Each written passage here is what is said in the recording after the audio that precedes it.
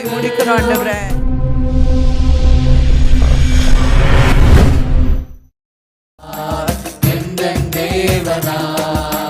நிச்சயம் நான் ஆசீர்வாதம் பெற்றுக் கொள்ளுவேன்.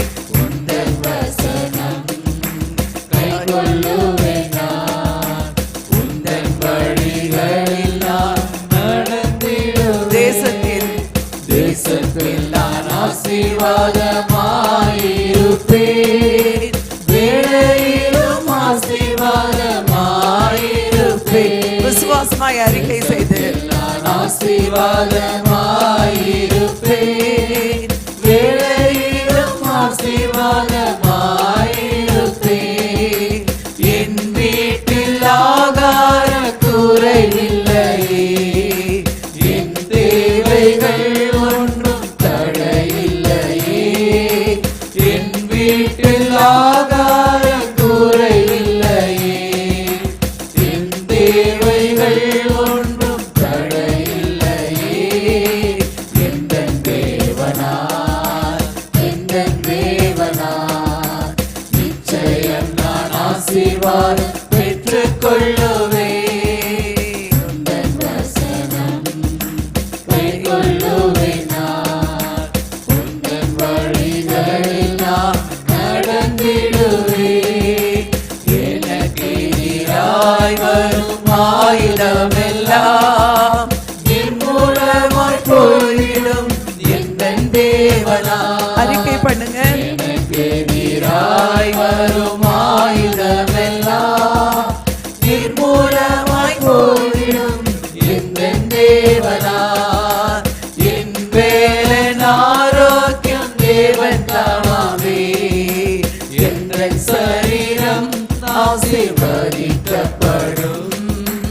என் வேலன் ஆரோக்கியம் தேவன் தாமாவே.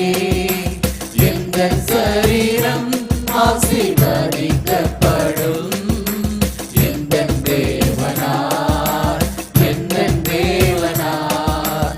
நிச்சயம் நான் ஆசீர்வாதம் பெற்றுக் கொள்ளுவேன். உந்தன் வசனம் கைக்கொள்ளுவேன். நான் உந்தன் வழிகளில் நான் நடந்திடுவேன். வாழ்க்கை துணையும் வாழ்க்கை துணையும் என் பிள்ளைகளும் எங்கள் சம்பத்தும் ஆசீர்வதிக்கப்படும். வாழ்க்கை துணையும் வாழ்க்கை துணையும் என் பிள்ளைகளும் எங்கள் சம்பத்தும் ஆசீர்வதிக்கப்படும். எந்த நன்மைக்காய் செய்வார். என்னை அவர் பரிசுத்த ஜனமாக்குவார். எந்த நன்மைக்காய் தோங்கிடச் செய்வார். என்னை அவர் பரிசுத்த ஜனமாக்குவார். எந்தன் தேவனார், எந்தன் தேவனார். நிச்சயம் நான் ஆசீர்வாதம் பெற்றுக் கொள்ளுவேன். உந்தன் வசனம் கைக்கொள்ளுவேன். நான் உந்தன் வழிகளில் நான் நடந்திடுவேன். இனி என்றும் கடன் வாங்க விட மாட்டார். கொடுத்ததை செழித்தோங்க செய்திடுவார். சொல்லுங்க. இனி என்றும் இனி என்றும் கடன் வாங்க விட மாட்டார். கொடுத்ததை செழித்தோங்க செய்திடுவார். உயர்வடைவேன் என் வாழ்க்கையிலே. உன்னதங்களில் என்னை உயர்த்திடுவார். உயர்வடைவேன் என் வாழ்க்கையிலே. உன்னதங்களில் என்னை உயர்த்திடுவார். எந்தன் தேவனார், எந்தன் தேவனார். நிச்சயம் நான் ஆசீர்வாதம் பெற்றுக் கொள்ளுவேன். உந்தன் வசனம் கைக்கொள்ளுவேன். நான் உந்தன் வழிகளில் நான் நடந்திடுவேன். தேசத்திலும் தேசத்தில் நான் ஆசீர்வாதமாயிருப்பேன்.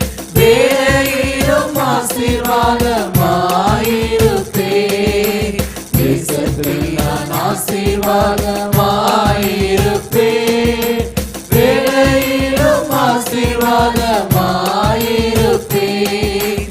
என் வீட்டில் ஆகாரம் குறையில்லையே. என் தேவைகள் ஒன்றும் தடையில்லையே. என் வீட்டில் ஆகாரம் குறையில்லையே. என் தேவைகள் ஒன்றும் தடையில்லையே. எந்தன் தேவனார், எந்தன் தேவனார், நிச்சயம் நான் ஆசீர்வாதம் பெற்றுக்கொள்ளுவேன். உந்தன் வசனம் கைக்கொள்ளுவேன் நான். உந்தன் வழிகளில் நான் நடந்திடுவேன். எனக்கு எதிராய் எனக்கெதிராய் வரும் ஆயுதமெல்லாம் நிர்மூலமாய் போயிடும். எந்தன் தேவனா சொல்லுங்க. எனக்கெதிராய் வரும் ஆயுதமெல்லாம் நிர்மூலமாய் போயிடும். எந்தன் தேவனா என் வேலன் ஆரோக்கியம் தேவன் தாமாமே. எங்கள் சரீரம் ஆசீர்வதிக்கப்படும். என் வேலன் ஆரோக்கியம் தேவன் தாமாமே. எங்கள் சரீரம் ஆசீர்வதிக்கப்படும். எங்கள் தேவனார், எங்கள் தேவனார், நிச்சயம் நான் ஆசீர்வாதம் பெற்றுக்கொள்ளுவேன். உந்தன் வசனம் கைக்கொள்ளுவேன் நான். உந்தன் வழிகளில் நான் நடந்திடுவேன். எல்லாரும் கண்களை மூடி, ஆண்டவரே நிச்சயமாகவே உங்களுடைய ஆசீர்வாதத்தை நான் பரிபூர்ணமாய் பெற்றுக்கொள்வேன். ஆண்டவரே, ஆண்டவரே உங்க நாமம் எங்க வாழ்க்கையில மகிமைப்படும் என்பதை நாங்கள் அறிக்கை எடுக்கிறோம். ஆண்டவரே உங்க நாமத்திற்கே மகிமை வர பண்ணுவீராக. தேவாதி தேவனாகிய கர்த்தருடைய கரம் எங்களோடு இருக்கிறதுக்காக நன்றி சொல்கிறோம். அதை பெற்றுக்கொள்ள முடியாதபடிக்கு இருக்கிற அவ்விசுவாசங்கள் நீங்கட்டப்பா. ஒருவேளை இந்த வருடத்தை நாங்கள் முடிக்க போகிறோம், எதையுமே நான் பெற்றுக்கொள்ளலை, எதுவுமே எனக்கு கிடைக்கல, நான் வேண்டினது ஜெபித்தது எதுவுமே நிறைவேறலை என்ற சூழ்நிலையில கூட அநேகர் இந்த இடத்துல வந்திருக்கலாம். தேவனுடைய பிரசன்னம் இறங்கட்ட ஆண்டவரே. தடைகளை உடைக்கிறவர், குறைவுகளை நீக்குகிறவர் எங்களோடு தான் இருக்கிறீர் ஆண்டவரே. ஆண்டவரே, நாங்கெல்லாம் உமக்கு தான் காத்திருக்கிறோம். வேதம் சொல்லுகிறது, கர்த்தருக்கு காத்திருக்கிறவர்கள் புதுபலன் அடைவார்கள். கழுகு போல தங்கள் செட்டைகளை அடித்து உயர உயர ரோஷால கரமோ ஆண்டவரே கத்தாமே பெற்றுக்கொள்ளுகிற வரைக்கும் பலனோடு ஆண்டவரே நாங்கள் எல்லாம் உடைய சமூகத்திலிருந்து நாங்கள் அதை விசுவாசத்தோடு கர்த்தருக்கு காத்திருந்து கழுகு போல் பலன் அடைந்து உணர்ந்து பாடப்போகிறோம். Thank you Lord. நன்றி ஆண்டவரே, நன்றி ஆண்டவரே. கர்த்தருக்கு காத்திருந்து கழுகு போல் பலன் அடைந்து சேட்டைகளை அடித்து உயரே எழும்பிடுவாள். கர்த்தருக்கு காத்திருந்து கழுகு போல் பலன் அடைந்து சேட்டைகளை அடித்து உயரே எழும்பிடுவார். புது பலன் அடைந்திடுவார், நீ புது பலன் அடைந்திடுவார், நீ புது பலன் அடைந்திடுவார், நீ புது பலன் அடைந்திடுவார், புது பலன் அடைந்திடுவார்,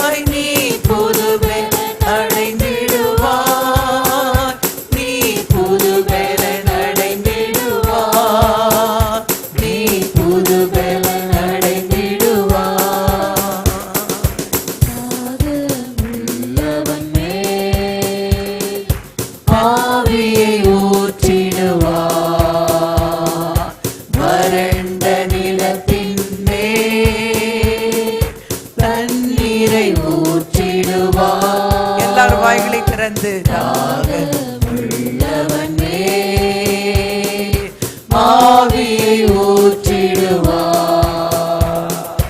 வறண்ட நிலத்தின் மேல் தண்ணீரை ஊற்றிடுவார்.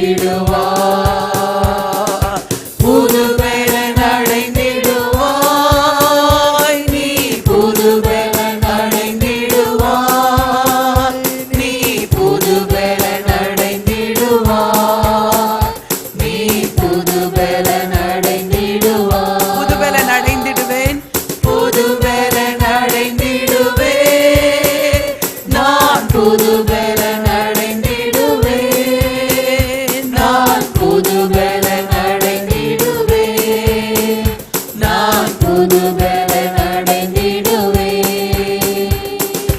சாத்தானின் கோட்டைகளை சத்தியத்தால் தகர்ப்பார். சிலுவை சுமந்திடுவார், ஜெயக்கொடி ஏற்றிடுவார். சாத்தானின் கோட்டைகளை சத்தியத்தால் தகர்ப்பார். சிலுவை சுமந்திடுவார், ஜெயக்கொடி ஏற்றிடுவார்.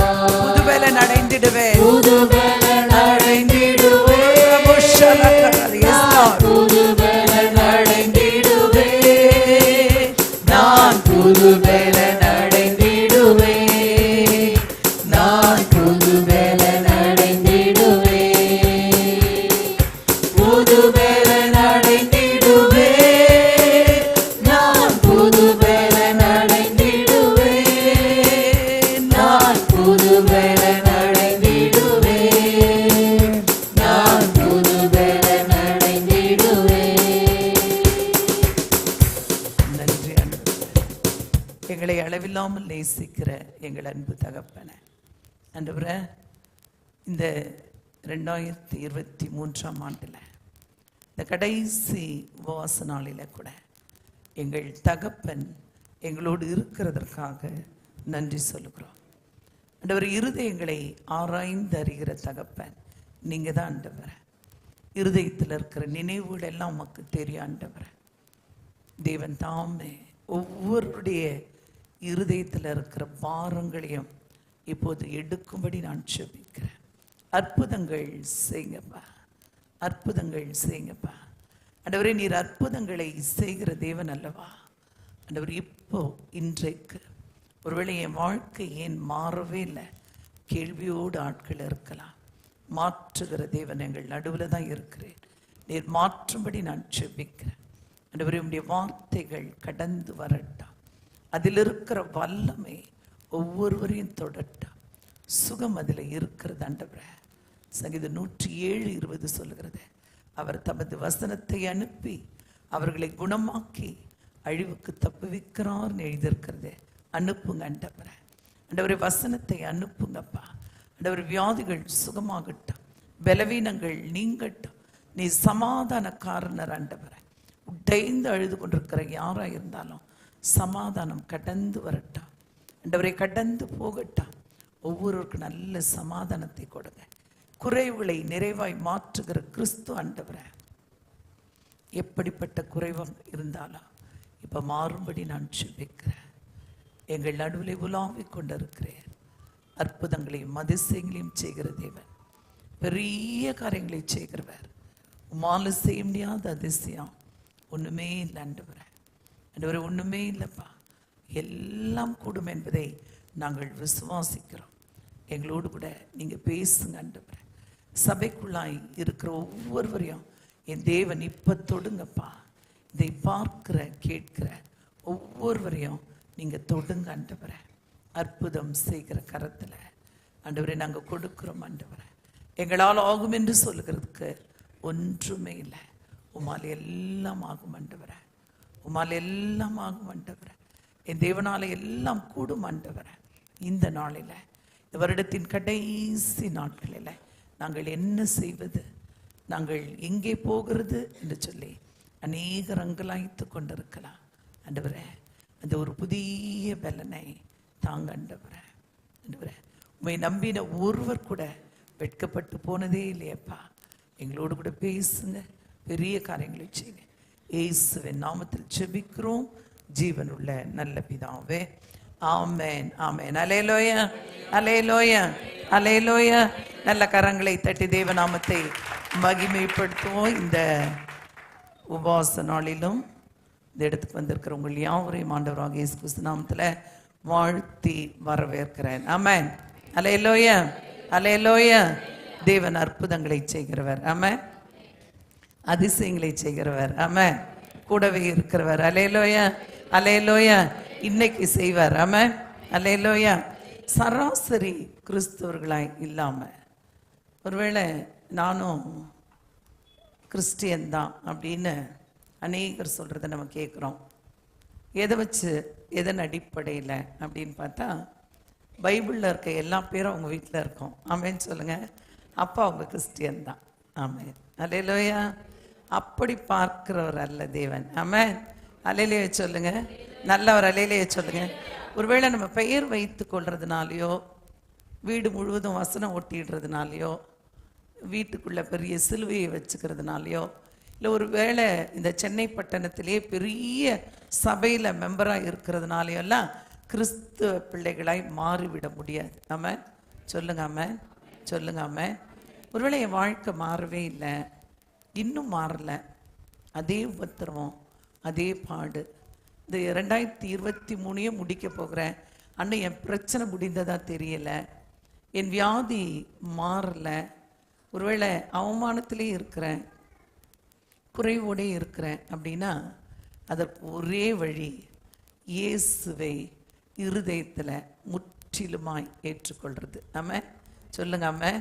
ஒருவேளை இன்றைக்கு இந்த நாளில் என் வாழ்க்கையில் ஒரு மாற்றம் வேணும் ஆண்டவரே, உம்மோடு கூட நெருங்கி வாழ எனக்கு கற்றுக் கொடுங்க ஆண்டவரே. அல்லேலூயா.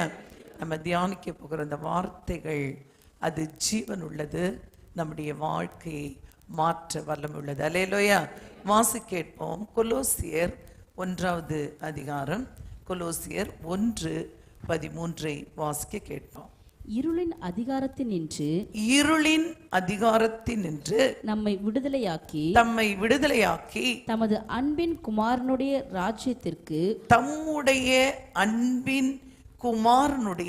ராஜ்யத்திற்கு உட்படுத்தினவருமாய் இருக்கிற பிதாவை ஸ்தோத்தரிக்கிறேன். இந்த இடத்துல அப்போஸ்தலனாகிய பவுல் கொலோசியருக்கு எழுதும்போது இப்படியா எழுதுகிறார்.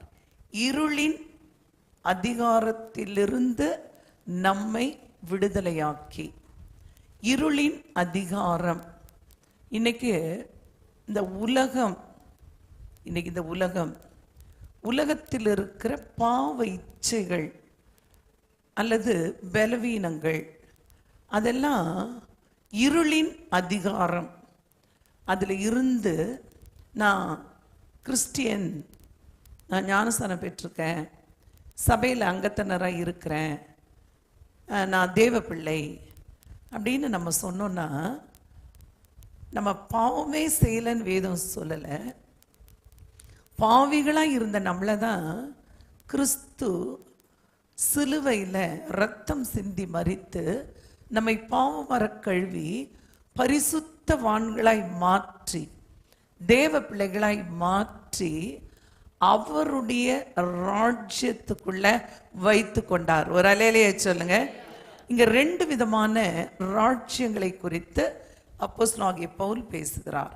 அதிகாரம், இருளின் அதிகாரம், அன்பின் ராஜ்யம். வாயத்தரன்னு சொல்லுங்க. இருளின் அதிகாரம், இருளின் அதிகாரம். பிசாசு அதிகாரம் செலுத்துகிறவன், இயேசு அன்பு செலுத்துகிறவர். அல்லேலூயா. நமக்கு அன்பு செலுத்துறவங்கள ரொம்ப பிடிக்காது, அதிகாரம் செலுத்துறவங்களுக்கு தான் பயப்படுவோம். ஆமென் சொல்லுங்க, ஆமென். பிசாசு இருளின் அதிகாரம், இருளின் அதிகாரத்தின் என்று நம்ம எல்லாம் விடுதலையாக்கப்பட்டிருக்கோம். ஆமென். எத்தனை பேர் ஆமென் சொல்றீங்க? அதற்கும் நமக்கும் எந்த சம்பந்தமும் இல்லை. பிசாசுக்கும் எனக்கும் பிசாசுக்கும் அவருடைய ராஜ்யத்துக்கும் இருளுக்கும் எனக்கும் எந்த சம்பந்தமும் இல்லை. ஏன்னா நான் ஒரு ராஜ்யத்துக்குள்ள இருக்கிறேன். அந்த ராஜ்யம் அன்பு நிறைந்த ராஜ்யம். ஒரு அலையிலே சொல்றீங்களா? நீங்க இன்னைக்கு உலகம் நம்மளை எப்படி பார்க்குது அப்படின்னா, நீ பாவம் செய்திருக்கிற, நீ இந்த குற்றங்கள் எல்லாம் செய்திருக்கிற, இப்போ ஞானஸ்தானம் எடுத்துட்ட, அதனால அதெல்லாம் மாறிடுவா அப்படின்னு நிறைய பேர் கேட்குறாங்கல்ல. ஒருவேளை அந்த பாவத்தையே பார்க்கிறது பிசாசு, நம்மை பரிசுத்தவான்களாய் பார்க்கிறது இயேசு. ஒரு அலையிலே சொல்லுங்க.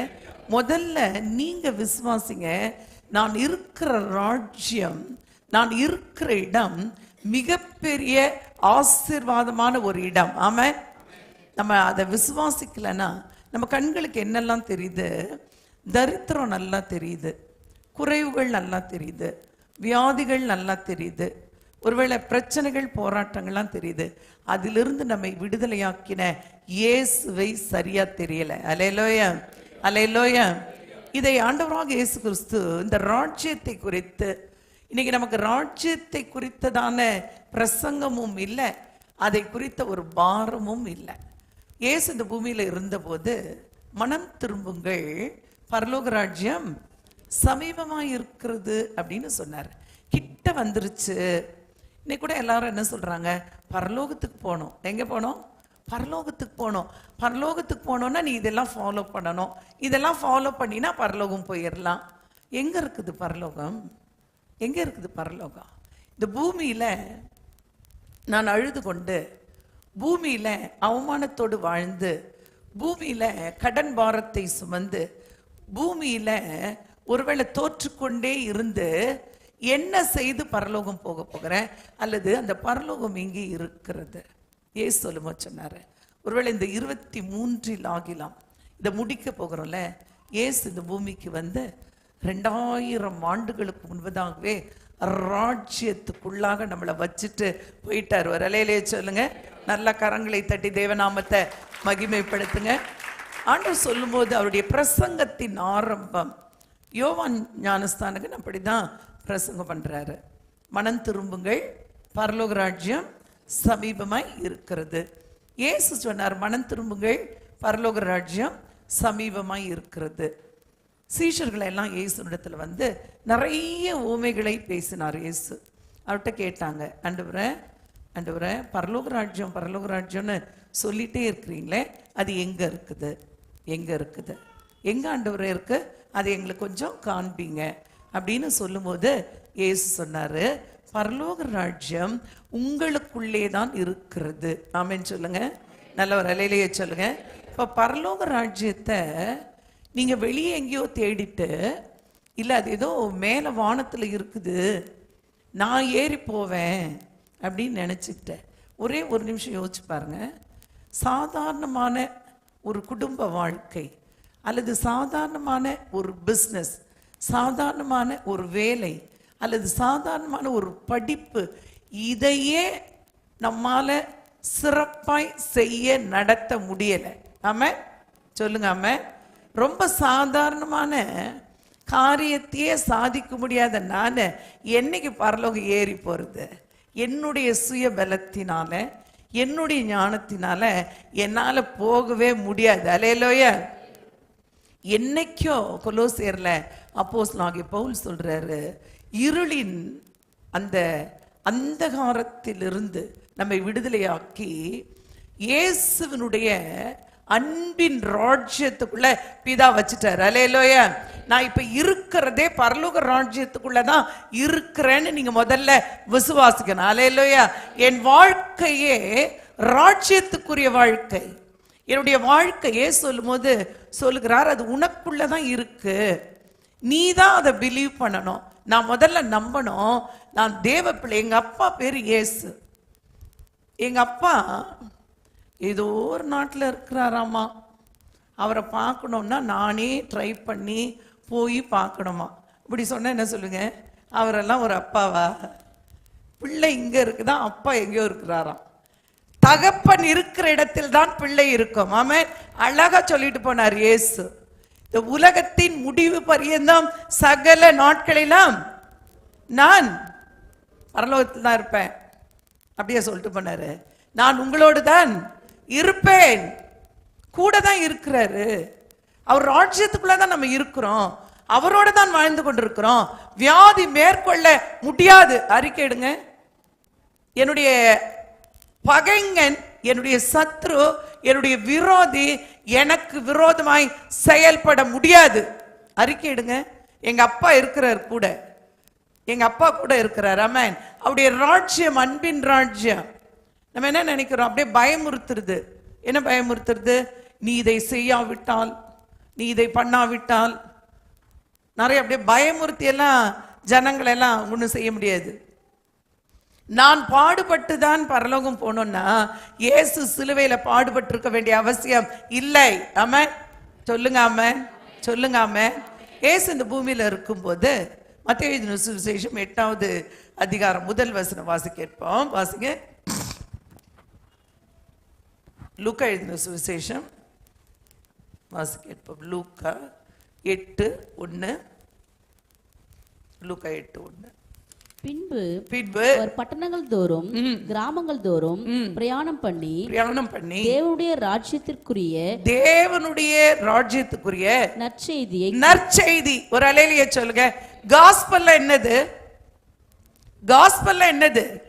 இயேசு எனக்காக வந்தார், சிலுவையை சுமந்தார், ரத்த சிந்தி மரித்தார், அடக்கம் பண்ணப்பட்டார், உயிரோடு எழுந்தார், 3ஆம் நாள் உயிரோடு எழுந்தார், திரும்பவும் வரப்போகிறார். நல்லது. அதனுடைய ரிசல்ட் என்ன? ஏன் சொல்லிட்டாரு? பரலோக ராஜ்யத்தை குறித்து என்ன செய்தாரா? என்ன செய்தாரு? கூறி பிரசங்கித்து வந்தார். அந்த நற்செய்தியை காஸ்பல். என்ன காஸ்பல்? எதுக்கு கிறிஸ்மஸ் கொண்டாடுறோம்? எதுக்கு அவர் பரலோகத்துல இருந்து இறங்கி வந்தாரு? இங்க வந்துட்டு சந்தோஷமா இருங்கன்னு சொல்லிட்டு போயிட்டாரா? படிச்சு வேலை பாரு, சம்பாதி, வீடு கட்டு, அப்படின்னா நல்லா இருப்ப. உலக மனுஷன் அதானே செய்யறான். உலக மனுஷனும் படிக்கிறான், உலக மனுஷன் சம்பாதிக்கிறான், உலக மனுஷன் வீடு கட்டுறான், உலக மனுஷன் ஆஸ்திகளை சேர்த்து வைக்கிறான். அவனுக்கும் எனக்கும் என்ன வித்தியாசம்? என்னுடைய தேவன், என்னுடைய தகப்பன் இந்த பூமிக்கு இறங்கி வந்து சிலுவையில தன்னுடைய ஜீவனை எதுக்காக கொடுத்தாரு?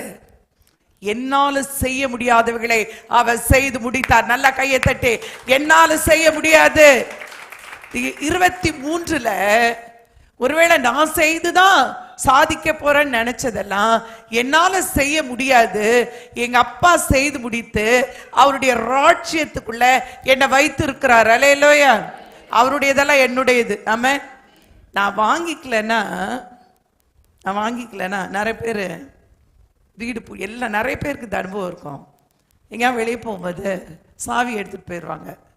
சாவி எடுத்துட்டு போயிட்டு வேற ஏதாவது சாவி இருந்தா போட்டு திறந்து பாரு, இருக்கும் ஏதோ டூப்ளிகேட் கீ இருக்கும். திறந்து பார்த்தா திறக்காது வீடு. ஏன்?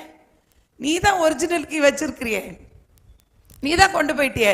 இயேசு இந்த பூமிக்கு வந்து எல்லாத்தையும் செய்துட்டு, இங்க பாருங்க இதெல்லாம் உங்களுக்காக செய்து முடிச்சிட்டேன், சாவியை பரலோகத்துக்கு எடுத்துட்டு போறேன், நீங்க எல்லாம் வந்து வாங்கிக்கோங்க, அப்படியே சொல்லிட்டு போனாரு.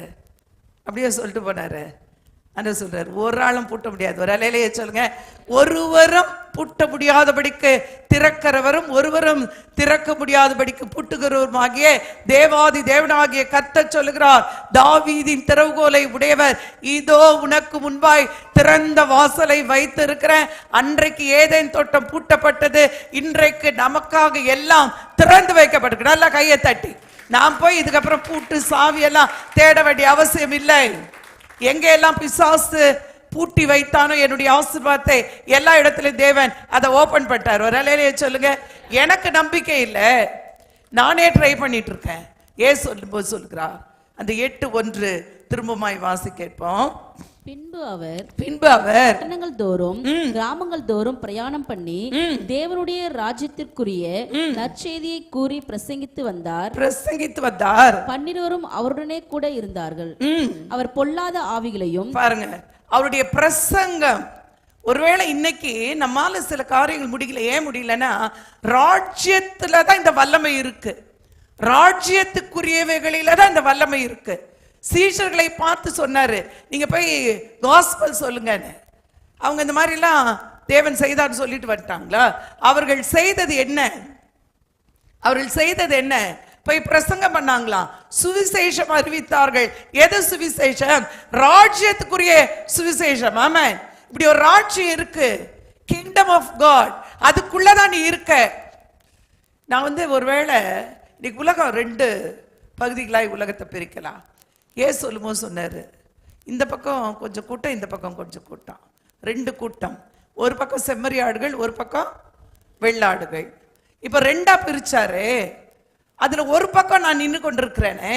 ஒருவேளை அந்த வெள்ளாடுகளில தேவன் சொல்லுமோ சொன்னாரு, நான் பசியா இருந்தேன், எனக்கு நீங்க என்ன கொடுத்தீங்க? ஆகாரம் கொடுத்தீங்க. நான் வியாதியா இருந்தேன், என்னை விசாரிக்க வந்தீர்கள். நான் வஸ்திரம் இல்லாமல் இருந்தேன், எனக்கு வஸ்திரம் கொடுத்தீங்க. இதெல்லாம் எப்ப ஆண்டவரை செய்தோம்? இந்த சிறியரில் ஒருவனுக்கு நீங்க எதை செய்தீங்களோ அதை எனக்கே செஞ்சீங்க. அதனால என்னுடைய சுதந்திரத்துல நீங்க எல்லாம் பிரவேசிங்கன்னு சொன்னாரே. ஒரு இடத்தை வைத்து நீ உள்ள உனக்கு ரைட்ஸ் இருக்கு வான்னு சொன்னாரே. அந்த கூட்டத்தை உன்னால வர முடியாதுன்னு சொன்னாரே. நான் மீட்கப்பட்ட இடத்துல இருக்கிறேன், அவர் ராஜ்யத்துக்குள்ளதான் இருக்கிறேன். ஆமா, நீங்க அதை முதல்ல நம்பணும். அப்பாவோடு தான் இருக்கிறேன், இயேசுவோடு தான் இருக்கிறேன். எனக்கு இன்னொரு ஆள் கொடுக்க வேண்டியது இல்லை, அவர் கொடுத்துட்டார். ஆமா சொல்லுங்க, ஆமா அவர் கொடுத்துட்டாரு.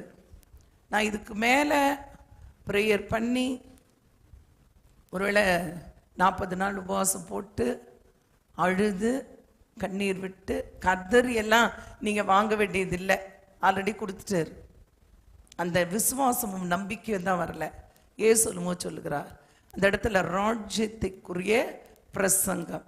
நீங்க அப்போஸ்தலனாகிய பவுல் எழுதும்போது எபேசியர்ல எப்படி எழுதுகிறார் வாசிங்க. அதுக்கு முன்பதாக அப்போஸ்தலர் 26:18 நம்ம வாசிக்க இருப்போம். வாசிங்க அப்போஸ்தலர் 26:18. அவர்கள் என்னை பற்றும் விசுவாசத்தினாலே பாவ மன்னிப்பையும் பரிசுத்தமாக்கப்பட்டவர்களுக்குரிய சுதந்திரத்தையும் பெற்றுக்கொள்ளும்படியாக அவர்கள் இருளை விட்டு ஒளியினிடத்திற்கும் சாத்தானுடைய அதிகாரத்தை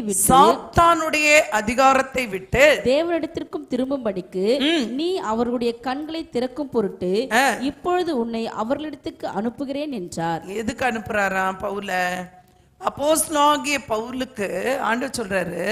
அதே அதிகாரத்துல 15வது வசனம் இப்படியே சொல்லுது, வாசிங்க. அப்பொழுது நான் ஆண்டவரே நீர் யார் என்றேன்.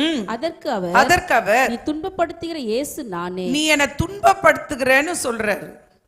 என்ன வித்தியாசம்? பவுலுக்கு இயேசுக்கு என்ன பிரச்சனை? என்ன துன்பப்படுத்தினான்? பவுல் கிறிஸ்துதான் தேவன் மட்டும்தான் விசுவாசிக்கல. அவனை போல பரிசுத்தமாய் வாழ முடியாது. நியாயப்பிரமாணத்தின் எல்லாவற்றையும் பின்பற்றுகிறவன்.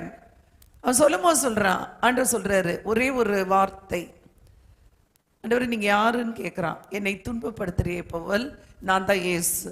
இன்னைக்கு இயேசு நம்ம கிட்ட பேசினா, நீங்க யாருன்னு கேட்டா நம்ம குறித்து என்ன சர்டிஃபிகேட் கொடுப்பாரு?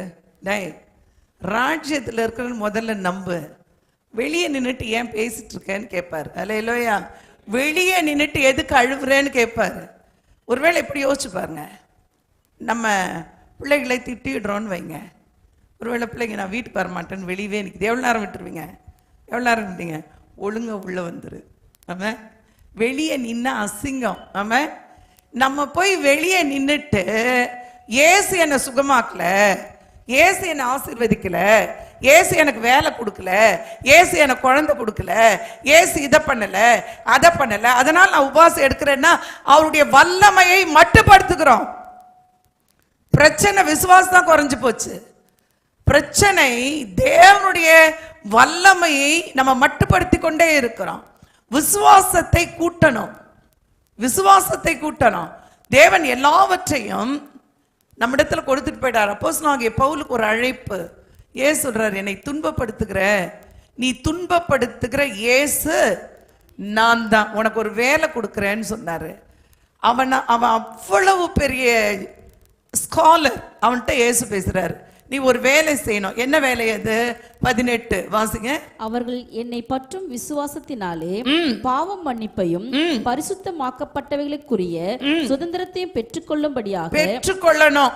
பாவ மன்னிப்பையும் பரிசுத்தமாகுதலையும் அவங்க பெற்றுக்கொள்ளும்படி அவர்கள் இருளை விட்டு ஒளியினிடத்திற்கும் சாத்தானுடைய அதிகாரத்தை விட்டு தேவனிடத்திற்கும் திரும்பும்படிக்கு நீ அவருடைய கண்களை திறக்கும் பொருட்டு இப்பொழுது உன்னை அவர்களிடத்துக்கு அனுப்புகிறேன் என்றார்.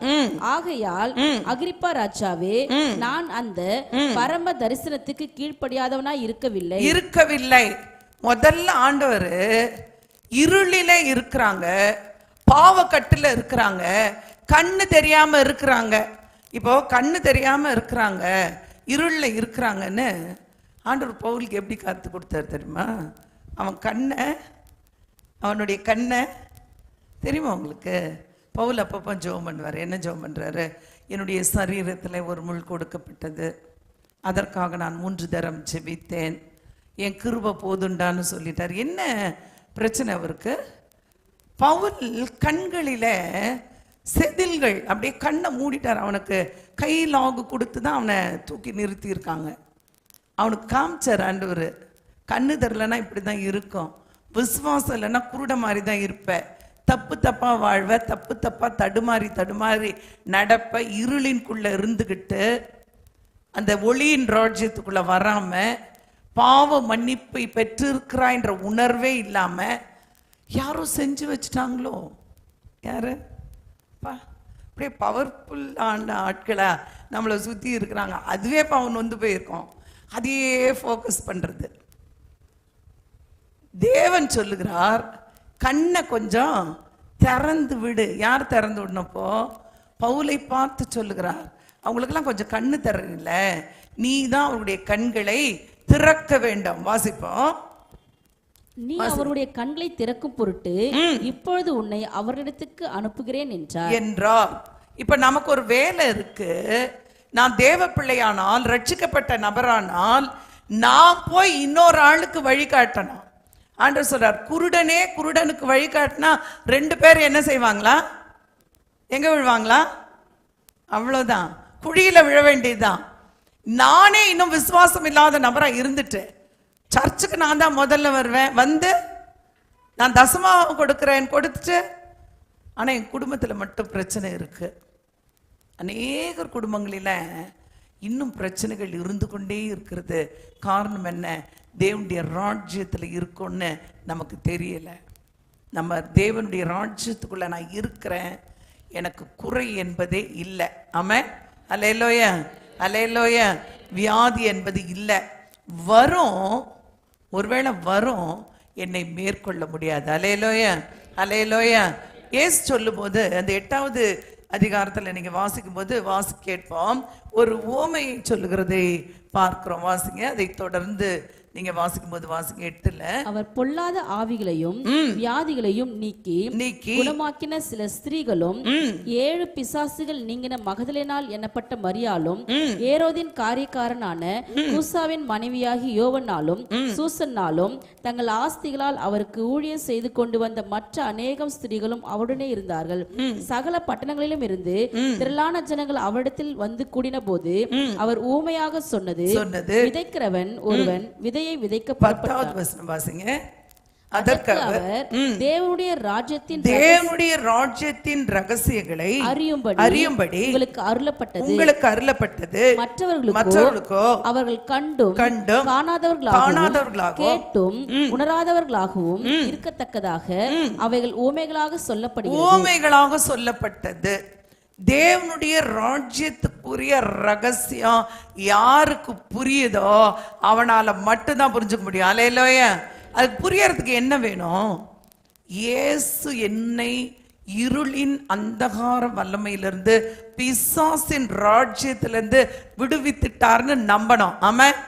ஏதோ இந்த கட்டா இருக்கும், அந்த கட்டா இருக்கும், இதுவா இருக்கும், அதுவா இருக்கும்னு யோசிச்சு இருளிலே இருக்கிறதுனால தேவன் பேசுகிற காரியங்களை புரிந்து கொள்ள முடியல. அல்லேலூயா. ஆண்டவர் சொல்லும் போது சொல்றாரு, அவைகள் அவர்களுக்கு வெளிப்படுத்தவில்லை. அடுத்த வசனம் வாசிங்க. அவைகள் ஓமைகளாக சொல்லப்படுகிறது. அந்த ஓமையின் கருத்தாவது விதை விதை தேவனுடைய வசனம். வசனம். ராஜ்யத்துக்குள்ள விதை என்பது தேவனுடைய வசனம். ஆமென். இப்ப ஒரு வியாதி வருது. எனக்கு வியாதி வந்த போது இந்த பைபிள்ல இருக்கிற எல்லா ஹீலிங் வேர்டும் எடுத்து படிச்சுட்டேன். நான் ஒரு வார்த்தை கூட எந்த இடத்துல இருக்கும் விடவே இல்லை. இது விடவே இல்லை. எனக்கு சர்ஜரி எல்லாம் பண்ண முடியாது அப்படின்னு சொல்லும்போது நான் அப்படியே அதை தேடி தேடி தேடி வாசிக்கும் போது ஒரு வார்த்தை, எல்லாருக்கும் நமக்கு தெரிஞ்ச வார்த்தை தான். கீலேயாத்திலே பிசின் தைலம் இல்லையோ, ராமோத்தில் ரணவைத்தியனும் இல்லையோ, பின் ஏன் என் குமாரத்தி சுஸ்தமாகாமல் போனாள். அருமையான ஒரு வார்த்தை. அப்படியே பிடிச்ச ஆண்டுவிட்டேன். ஆண்டவர், இந்த கீலேயாத்து ராமோத்து அதெல்லாம் தேவை கிடையாது. உடைய ரத்தத்தில் வல்லமை இல்லையோ, உடைய தழும்புகளிலே வல்லமை இல்லையோ, பின் ஏன் உம்முடைய பிள்ளை நான். அப்படியே பிடிச்சு நீங்க கேட்டு பாருங்க. அப்பா நீ கிளம்போன ஊழியத்துக்கு அழைச்சிருக்கேன்னு சொல்லிட்டாரு. ஒரு அலேலியை சொல்லுங்க, நல்ல ஒரு அலேலியை சொல்லுங்க. அப்படியே பிடிங்க வசனத்தை. ராஜ்யத்துல விதை ஒன்று இருக்கிறது. அந்த விதை என்பது வசனம். ஆமா, ராஜ்யத்துக்குரியவர்கள் அறிந்து கொள்ள வேண்டியது, எதை செய்தால் இந்த வாழ்க்கை மாறும். வசனத்தை நீ பிடிச்சுக்கிட்டீங்கன்னா உன் வாழ்க்கை மாறும். அல்லேலூயா. வசனத்தை அப்படியே பிடி தேவ பிள்ளையே. விதை என்பது வசனம். ராஜ்யத்துக்குரியவர்கள் பயன்படுத்த வேண்டியது தேவனுடைய வசனத்தை. அல்லேலூயா. இவங்க சொன்னாங்க, அவங்க சொன்னாங்க, யாருன்னா என்னன்னா சொல்லட்டும், வசனத்தை மட்டும் பிடிச்சுக்கோ. ஆமா, விதை என்பது வசனம். அடுத்து சொல்லப்பட்டிருக்க வழியருகே விதைக்கப்பட்டவர்கள் வசனத்தை கேட்கிறவர்களாய் இருக்கிறார்கள். அவர்கள் விசுவாசித்து ரட்சிக்கப்படாதபடிக்கு பிசாசானவன் வந்து வசனத்தை அவர்கள் இருதயத்திலிருந்து எடுத்து போடுகிறான். தெரியுமா உங்களுக்கு இது? வழியருகே விதைக்கப்பட்டவர்கள் அப்படின்னா என்ன அர்த்தம்னா, நீ ஒரு இடம் உங்களுக்கு இருக்குன்னு வைங்க, எங்க விதைப்போம்? அப்படியே வழியிலையா, ரோட்லையா? நீங்கள் நிறைய பேர் என்னென்னா சபைக்குள்ளே வந்துட்டு வசனத்தை கேட்டுட்டு வழியில் போகும்போதே மறந்துட்டு போயிடுறது. வழியருக்கே விதைக்கப்பட்டவங்க இருதயத்துக்குள்ள அது போகாமல் பிசாசு வசனத்தை என்னவா நீங்கள் நினச்சிக்கிறீங்களா உங்கள் பணத்தை எடுக்கிறான்னு? அவனுக்கு அது தேவையே கிடையாது. இந்த உலகத்தை கண்ட்ரோலில் வைத்திருக்கிறான். தேவனுடைய கண்ட்ரோலில் ராஜ்யம் இருக்கிறது. ஆமென் சொல்லுங்க. ஆமென். நான் அடிக்கடி சொல்கிறது உண்டு. இந்த அமெரிக்க அம்பாசி ஒருவேளை அந்த இடத்துல அமெரிக்க தேசத்தில் இருக்கிற ஒரு நபர், இந்த உலகத்திலேயே ரொம்ப பஞ்சம் நிறைந்த ஒரு நாடு தெரியுமா உங்களுக்கு? சாப்பாடு கிடையாது, சொமாலியாவாது. அந்த நாட்டில் அமெரிக்க தேசத்தினுடைய அலுவலகம் இருக்குது. அந்த தேசத்துல பஞ்சம் இருக்கு, சாப்பிட்றதுக்கு வழி கிடையாது. அங்க இருக்கிற பிள்ளைகள் எல்லாம் பார்த்தா எலும்பும் தோலுமா இருக்கு. அந்த தேசத்துல தான் இந்த அமெரிக்க தேசத்தினுடைய அலுவலகமும் இருக்கு. அதுக்குள்ள இருக்கிறவங்க அந்த தேசத்துல இருக்கிற ஆட்களை போலவே பசியிலும் பஞ்சத்திலையும் பட்டினியிலுமா இருக்கிறாங்க? இருக்கிறது இல்லையே. நாடு என்னமோ ஒரு பஞ்சம் நிறைந்த நாடு தான். அங்கே இருக்கிற ஜனங்கள் என்னமோ பஞ்சத்தில் தான் இருக்காங்க. அவருடைய ஆளுகை என்னமோ சபிக்கப்பட்டதாக தான் இருக்கு. அங்கே ஒரு ஆசீர்வாதமான ஒரு ஆட்கள் இருக்காங்களே. இப்போ எது எதனோடு தொடர்புடையது? நீங்கள் எந்த ஆளுகையில் இருக்கிறீங்க? அப்போஸ்தலனாகிய பவுல் சொல்லுகிறார், நம் பரலோக குடியுரிமை பெற்றவர்கள். ஆமென் சொல்லுங்க. என்னுடைய குடியுரிமை, நம்ம நினைக்கிறோம்ல இந்திய தேசம் வேஸ்ட், லண்டன் போகலாமா, அமெரிக்கா போகலாமா, இல்லை பிரான்ஸ் போகலாமா, இங்கே இருந்தால் இவ்வளோ ஆசீர்வாதம், அங்கே இருந்தால் நீ எந்த நாட்டுக்கு வேணாலும் போ, நீ இயேசுவோடு இருந்து பாரு. அந்த அந்த ராஜ்யத்தில் இருக்கிற ஆசீர்வாதம் எந்த நாட்டிலையும் கிடையாது. ஒரு அலையிலேயே சொல்லுங்க. இப்ப அந்த குடியுரிமை பெற்றபடினாலே அந்த அலுவலகத்தில் இருக்கிறவெல்லாம் சரியா சம்பளம் வாங்கிடுறாங்களே. 3 நேரம் அவங்க சாப்பிடுகிறதுக்கான உணவுகள், உடைகள், அவங்கள பராமரிக்க பாதுகாக்க எல்லாம் இருக்கிறதே. அப்ப கண்ட்ரோல் எங்க இருக்குது? அவர்களுக்கும் அவங்க இருக்கிற தேசத்துக்குமான தொடர்பு இல்ல. அவங்க எந்த தேசத்தின் குடியுரிமை பெற்றுக்கிறாங்களோ அங்கிருந்து பிளஸிங் வந்துடுது. ஒரு அலையிலேயே சொல்லுங்க, ராஜ்யத்தின் வல்லமை எனக்கும் என் தேவனுக்கும். நான் பரலோக ராஜ்யத்தின் குடியுரிமையை பெற்ற நபர். எனக்கு சப்ளை எல்லாம் அங்கிருந்தா வருது. ஆமா, இங்க இருக்கிறத குறித்து ஏன் கவலைப்படுற? ஏன் அந்த சிந்தையில ஒரு மாற்றம் வரல? ஏன் இன்னும் கூட அழுது கொண்டே இருக்கிறோம்? ஆண்டவராகிய தேவன் சொல்கிறார், வசனத்தை தான் பிசாசு திருடுவான். வசனத்தை தான் திருடுவான். நீங்க பாதுகாக்க வேண்டியது வசனத்தை. ஆண்டவரே, நீர் இப்படி சொல்லி இருக்கிறீர. நீங்க வார்த்தைகளை பயன்படுத்தி நாட்கள் எல்லாம் ஜெயித்தாங்க. ஆமென் சொல்லுங்க. ஆமென். எசேக்கியேல் தீர்க்கதரிசி செத்து போவ அப்படின்னு சொல்லும் போது போய் டைரக்டா நின்னுட்டு ஆண்டவர்ட்ட, இன்றைக்கு கூட ஒருவேளை இந்த வருஷத்தை முடிக்க போகிறோம், என்ன கேட்பீங்க ஆண்டவர்கிட்ட? என்ன வேணும்னு கேட்டால் என்ன கேட்பீங்க? வேலையா அல்லது பணமா, வீடா, சொத்துக்களா? என்ன வேணும் நமக்கு? என்ன வேணும்? ஆண்டவரே, உம்மோடு நான் இருக்கிறேன் என்கிற நிச்சயமும் விசுவாசமும் பெருகணும். ஆமென். உங்க கூட தான் இருக்கேன். நான் இயேசுவோடு இருக்கிறேன். என்னை ஒருவனாலும் தொட முடியாது. ஆமென். அவருடைய ராஜ்யத்துக்குள்ள இருக்கிறேன். அந்த ராஜ்யத்தில் இருக்கிற சகல ஆசீர்வாதங்களும் எனக்குரியது. ஆமென். நேற்று தினத்துல கூட ஒரு இடத்துல பேசும்போது ஆவியானவர் பேசினார். இன்னைக்கு எல்லாம் என்ன சொல்றாங்க? ஐயோ, பாடுபட்டாதான் பரலோகம் போக முடியும். பாடுகள் வரும், பாடுகள் வரும். நீ உன் விசுவாசம் நீ வாங்கி வச்சுக்கோ, நாங்கள் வேண்டான்னு சொல்லவே இல்லை. எங்க அப்பா என்னால பாடுபட முடியாதுன்னு எனக்காக எல்லா பாடுகளையும் சிலுவையில அனுபவித்து என்ன ஆசீர்வாதமான நபரா வச்சுட்டாரு. அல்லேலூயா, அல்லேலூயா. ஒரு சாதாரணமா அந்த மூட்டை தூக்குறவங்க, ரிக்ஷா இழுக்கிறவங்க, இல்லை ஆட்டோ ஓட்டுறவங்க எல்லாம், அவங்களெல்லாம் பார்க்கும்போது ஏதாவது ஒரு சின்ன மெசேஜ் இருந்தால் நான் அதை படிப்பேன். என்ன சொல்றாங்க?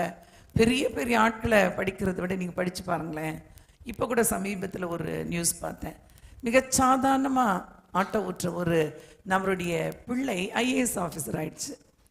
ஒரு வீடே இல்லாமல், மேலே போடுறதுக்கு ஒரு ரூஃப் கூட இல்லாமல் சாதாரணமாக வீட்டு வேலை செய்கிற ஒரு அம்மாவுடைய பொண்ணு ஐஏஎஸ் ஆஃபீஸர் ஆயிடுச்சு.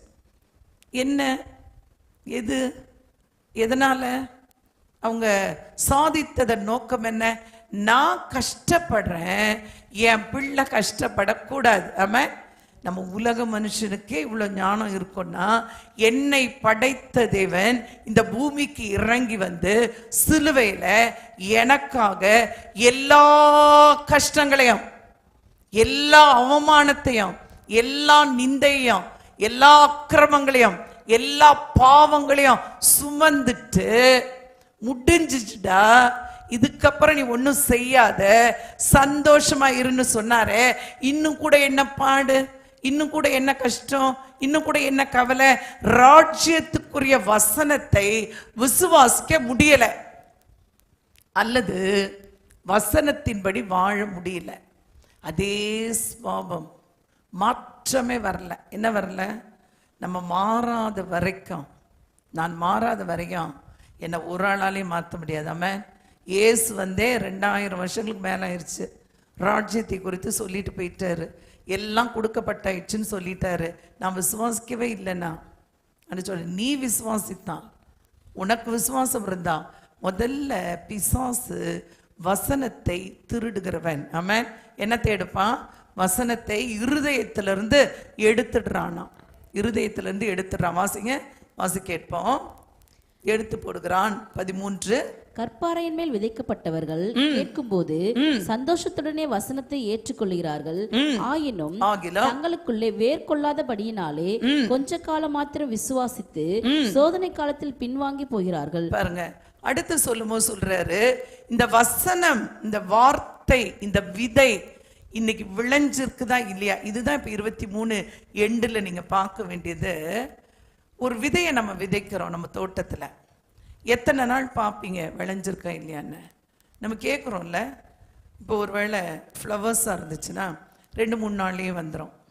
கிறிஸ்மஸ்க்கு குடில் வைக்கும் போது எல்லா விதைகளையும் விதைத்து வைப்போம். உங்களுக்கு தெரியுமான்னு தெரில. ஜோர்லாம் குழந்தையா இருக்கும்போது கேட்போம்மா எப்போ செடி வரும் வரும் வரும் வரும். டெய்லி அதை தண்ணி ஊற்றிட்டே இருக்கும்போது பார்த்தீங்கன்னா கம்பு ஒரு மாதிரி விளையும், இல்லை கேழ்வரகு ஒரு மாதிரி விளையும். அதற்கான டைம் பீரியட் இருக்குது. ஆனால் கண்டிப்பாக விளையும். ஆமாம், விளையவே இல்லை, ஒன்று கூட விளையலை. என்னடா ஒரு நிறைய போட்டோம் விளையவே இல்லைன்னு பார்த்தீங்கன்னா, நல்லா உற்று பார்த்தீங்கன்னா எறும்பு போயிட்டுருக்கும். அவர் வேக வேகமாக சாப்பிட்டுட்டு இருப்பார். ஆமாம், சொல்லுங்க. ஆமாம், எத்தனை பேருக்கு அந்த அனுபவம் இருக்குது? நம்ம கண்ணால் பார்க்க முடிந்த காரியம் அது. அப்போது அங்கு இங்குமா விதைஞ்சிருக்கோம். லைஃப்பில் எவ்வளோ வசனத்தை உள்ளே போட்டீங்க, எவ்வளோ விளைஞ்சிருக்கு, எவ்வளோ விளையல? வசனமே போடலையா, வார்த்தை உள்ள வைக்கலையா? இந்த ஆண்டு முழுவதும் ஆண்டவர் பேசின எதுவுமே நீங்கள் விதையாக பயன்படுத்தவே இல்லையா? நம்ம எங்கள் சிஸ்டர் இருதயத்தில் வச்சு அவன் திருடணும், நம்ம தூக்கி போட்டு போயிடுவோம் இல்லை? சிலர் வழியருகே விதைக்கிறாங்களாம், சிலர் கொஞ்ச காலம் அப்படியே சந்தோஷம் வந்துடும். சிலருக்கு சொல்லுவாங்க, என்ன மெசேஜ் சிஸ்டர் போங்க சிஸ்டர், வேற லெவல் சிஸ்டர். எவ்வளோ நேரத்துக்கு? கொஞ்சம் டைமுக்கு மட்டும் வேலை செய்யும், கேட்ட உடனே ஒரு சந்தோஷம் வரும். ஆனால் கீழே வேர்கொள்ளாமல் ஒரு வசனம் என்பது உங்கள் வாழ்க்கையை மாற்றணும். ஆமாம், ஒரு வசனம் என்பது என்னுடைய வாழ்க்கையில் யார் என்ன பேசினாலும், அது சாதாரணமான விஷயமா இருந்தாலும், மிகப்பெரிய பிரச்சனையாக இருந்தாலும், ஏதாவது ஒரு டெசிஷன் எடுக்கணுன்னாலும், ஆரம்பத்திலிருந்து நான் கற்றுக்கொண்டது உடைய வார்த்தையின்படி எனக்கு சொல்லுங்க ஆண்டவர். உங்கள் வசனத்தை கொண்டு உறுதிப்படுத்துங்க. நீங்கள் சொன்னால் நான் கேட்பேன். எத்தனை மனுஷங்க வந்து சொன்னாலும் அதை கேட்கறது இல்லை. ஆனால் தேவ வார்த்தை சொன்னால் அதை மீறினதே இல்லை. ஒரு அலையிலே சொல்கிறீங்களா? அதுதான் ஜீவன். சில விதைகள் உள்ளே விழும்போதே பிசாசு எடுத்துடுறானா. நீங்கள் நினைக்கிற மாதிரி உடைய பாவங்களோ, இல்லை நீங்கள் ஜெபிக்காததோ, நீங்கள் சபைக்கு வராததோ, அல்லது காணிக்கை கொடுக்காததோ, இல்லை நற்கிரியை செய்யாததோ உடைய ஆசீர்வாதத்தின் தடை இல்லை. ராஜ்யத்துக்குள்ளே இருக்கிறோன்ற நம்பிக்கையே இல்லாமல் இருக்கிறது ராஜ்யத்துக்குரிய விதையை விளைய செய்யாமலே இருக்கிறது. அது விளையவே இல்லை. ஒன்று சத்துரு எடுத்துட்டானாம் பிசாசு, இன்னொன்று வேர்கொள்ளாமலே கொள்ளாதபடினாலே கொஞ்ச காலம் மாத்திரம் விசுவாசித்து, கொஞ்ச காலம் மாத்திரம் விசுவாசிக்கிறது. நிறைய பேருக்கு விசுவாசம் கொஞ்ச காலம்தான் இருக்கும். அப்புறம் விட்றா, சினிமாக்கு போகலான்டா. எப்போ போகிறது? என்கிட்ட ஒருத்தர் சொன்னார், ஒரு சகோதரர், சிஸ்டர் இந்த 23 முடிக்க போகிறேன், என்னை ப்ளஸ் பண்ணுங்க, ஒன்றே ஒன்று சொல்லி ப்ளஸ் பண்ணுங்க. அவர் ஒரு டாக்டர். என்னன்னு சொல்லணும்னு கேட்டேன். நான் கொஞ்சம் டிவி பார்ப்பேன், அப்புறம் டிவி பார்ப்பேன். அந்த டிவியில் கொஞ்சம் காமெடி எல்லாம் வரும், சினிமா அதையும் பார்ப்பேன். அப்புறம் அப்படியே கொஞ்சம் பார்ட்டிக்கெல்லாம் போவேன். ஓகே, அப்புறம் சிஸ்டர் ஜெபம் பண்ணுங்க சிஸ்டர். என்ன ஜெபம் பண்ணுறது? இன்னும் நல்லா டிவி பார்க்கணுன்னா இன்னும் நல்லா என்ன ஜெபம் பண்ணுறது? எனக்கு தெரியல சிஸ்டர். இதெல்லாம் பாவம் தானே, இதெல்லாம் பாவம் தானே, இதெல்லாம் நான் விட்டுறணும் சிஸ்டர். நான் சொன்னேன், ஜெபம் உங்கள் பாவத்தை விட வைக்காது. அவருடைய ரத்தம், இயேசு சிந்தின ரத்தம், அவருக்குள்ள நீங்கள் அவர்கிட்ட இருந்தீங்கன்னா பாவத்தை விட்டுட்டேன்ற ஃபெய்த் முதல்ல வந்துடும். ஆமாம், அப்புறம் தானே போயிடும் பாவம். அல்லேலூயா. பாவங்கள் மன்னிக்கப்பட்டாயிடுச்சு. நம்ம ட்ரை பண்ணி அதை மாற்றவே முடியாது. ஆமாம், இதை பார்க்க மாட்டேன், அதை பார்க்க மாட்டேன், இப்படி இருக்க மாட்டேன். நீங்கள் பாவத்தை என் இயேசு மன்னிச்சிட்டான்னு விசுவாசிங்கன்னா அதற்கு பிறகு தேவன் உங்களை பாவம் செய்ய அனுமதிக்க மாட்டார். ஆமாம், 31st வரையும் ஒரு டெசிஷன் எடுக்கிறது. அப்புறம் 31st நைட்டை நம்ம வேறு சர்ச் ஒரு சில இடங்களில் சீக்கிரம் முடிஞ்சிருமா? என்ன செய்யலாம்? இது இருக்கா, அது இருக்கா, அது இருக்கா, இது இருக்கா, நம்மால் கூட்டு போயிடுவார். ஒரு அலையிலேயே சொல்லுங்க, உள்ள விளையணும், வேர்கொள்ளணும். ஆமாம், அந்த விசுவாசம் ஒரு சிலருக்கு கொஞ்சம் நேரம் மட்டும் இருக்குதான். இன்னைக்கு நீங்கள் ஒரு உங்களை நீங்களே ரெக்கன்சல் பண்ணி பாருங்க. உங்களுடைய அந்த வார்த்தை என்பது 30, 60, 100 விளைஞ்சிருக்குதா, இல்லை வசனத்தையே அந்த விதையவே காணமான்னு மட்டும் தேடணும். ஆமென். அடுத்து சொல்லப்பட்டிருக்கு, வாசிங்க. முள்ளுள்ள இடங்களில் விதைக்கப்பட்டவர்கள் வசனத்தை கேட்கிறவர்களாய் இருக்கிறார்கள். கேட்ட உடனே போய் பிரபஞ்சத்திற்குரிய கவலைகளினாலும் ஐஸ்வர்யத்தினாலும் சிற்றின்பங்களினாலும் நெருக்கப்பட்டு பலன் கொடாதிருக்கிறார்கள். முள்ளுள்ள இடங்களில் விதைக்கப்பட்டவர்கள் வசனத்தை கேட்கிறார்கள். கேட்ட உடனே எங்க போயிடுறது?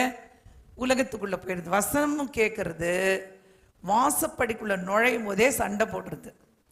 நிறைய பேர் பைபிளை கூட மூடி வைக்க மாட்டாங்க. உள்ளே போகும்போதே என்ன ஆகுது? ஃபைட் ஸ்டார்ட் ஆகிடும். எங்கேருந்து போகிறது? அவங்களுக்கு என்ன இருக்கும் அப்படின்னா, உலக பிரகாரமான ஐஸ்வர்யம், சிற்றின்பம், இப்படி நிறைய கவலைகள், நிறைய கவலைகள். அது பலனற்று போகிறதா வேதம் சொல்லுகிறது. நம்ம என்ன இன்னைக்கு இயேசு பேச விரும்புகிறார்? ராஜ்யத்தின் செய்தி. அந்த ராஜ்யத்துக்குரியவர்கள் நம்ம எதையும் ட்ரை பண்ணி பெற்றுக்கொள்றதில்ல. அந்த இடம் நிறைய ஆசீர்வாதம் இருக்கு. நம்ம அதற்குள்ளே ஆசீர்வாதம் இருக்கு, பாதுகாப்பு இருக்கு. உள்ள சத்துரு வரவே முடியாது. அல்லேலூயா. அடுத்த வசனம் சொல்லுது, வாசி கேட்போம். நல்ல நிலத்தில் விதைக்கப்பட்டவர்கள் வசனத்தை கேட்டு அதை உண்மையும் நன்மையுமான இருதயத்திலே காத்து பொறுமையுடனே பலன் கொடுக்கிறவர்களாய் இருக்கிறார்கள். பொறுமையுடனே பலன் கொடுக்கறாங்க. ஒரு வசனத்தை கேட்டு எப்படி இருக்கிறாங்களா? நல்ல நிலத்தில் விதைக்கப்பட்டவங்க அதை உண்மையும் நன்மையுமான இருதயத்துல முதல்ல உண்மை இருக்கணும். ஆமா, சொல்லுங்க. ஆமா. இயேசு சமாரிய ஸ்திரீ இடத்துல பேசும்போது அவன் சொல்றான், ஆண்டவரே, என்னுடைய பிதாக்கள் எல்லாம் உம்மை மலையிலே தொழுது கொண்டாங்க. இவங்க இப்ப இந்த ஸ்தலத்துல தொழுது கொள்ளணும்னு சொல்றாங்க. நீங்க சொல்லுங்க, நாங்க எங்க தொழுது கொள்றது? இன்னைக்கு எங்க எப்படி தொழுது கொள்றதுன்றது கன்ஃபியூஷன். அவ கேட்கிறா. இயேசு சொன்னார், பிதாவை எங்கும் தொழுது கொள்ளும் காலம் வரும். அது இப்போதே வந்திருக்கிறது. ராஜ்யம் கீழே வந்துருச்சு. இயேசு சொல்லும்போது சொன்னார்ல, ஜெபிக்க கற்றுக் கொடுத்தார். பரமண்டலங்களில் இருக்கிற எங்கள் பிதாவே சொல்லிக்கிட்டே வரும்போது சொல்றாரு, பரலோகத்தில் செய்யப்படுகிறவைகள் எவைகளோ அவைகள் பூமியிலும் செய்யப்படுவதாக. நீ எங்க இருக்கிறியோ அங்க ஜெபம் பண்ணுன்னு சொல்றாரு. பிதாவை எங்கும் தொழுது கொள்ளும் காலம் வரும், அது இப்பொழுதே வந்திருக்கிறது அப்படின்னு சொல்லிட்டு, பிதாவை தொழுது கொள்ளுகிறவர்கள் ஆவியோடும் உண்மையோடும் தொழுது கொள்ளணும். அப்போ உண்மை இல்லைன்னா, சும்மா அம்மா கூப்பிட்டாங்க, அப்பா கூப்பிட்டாங்க, இல்லை ஐயோ சர்ச்சு போடலாம், பிளஸிங்கே வராது, இந்த எண்ணங்கள் அல்ல. உண்மையாகவே அவர் எனக்காக எல்லாவற்றையும் செய்து முடித்தவர், என்னை உருவாக்கினவர், என்னை ஆசீர்வதித்து நடத்தி கொண்டிருக்கிறவர், என்னை பாதுகாக்கிறவர், எனக்கு நல்ல ஆலோசனை கொடுக்கிறவர், என்னோட தான் இருக்கிறாரு. அவரை தொழுது கொள்ள வேண்டியது எனக்கு கிடைத்த மிகப்பெரிய ஸ்லாக்கியம். அவரை தொழுது கொள்ளும்போது வேற ஏதாவது ஒரு காரியம் உள்ள வரக்கூடாது என்று சொல்றாரு. இருதயத்துல நல்ல நிலம் என்பது, அந்த நிலம் எப்படி இருக்குமோ, அந்த இருதயம் எப்படி இருக்கும்?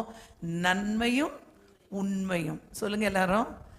நன்மையும் அதுல இருக்கணும், உண்மையும் இருக்கணும். நிறைய பேர் நன்மைன்னா என்னது? உள்ள வரும்போதே ஒரு லிஸ்ட் இருக்கும். நான் எப்படி இருக்கணும்னு தெரியாது, இவன் நல்லாவே இருக்கக்கூடாது. என்னது?